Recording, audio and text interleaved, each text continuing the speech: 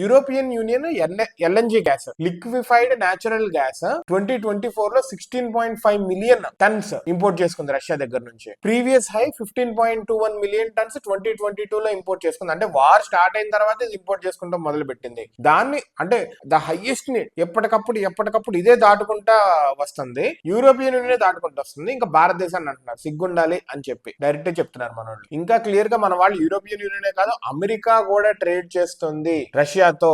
మీరు ఏదైతే సెకండరీ టెరిఫ్స్ రష్యాని బూచిగా చూపిస్తూ వేస్తున్నారో అమెరికా మీరు కూడా చేస్తున్నారు. మీరు రష్యా నుంచి యురేనియం హెక్సాఫ్లోరైడ్ ఇది న్యూక్లియర్ ఇండస్ట్రీ కోసం అని చెప్పి చేస్తున్నారు.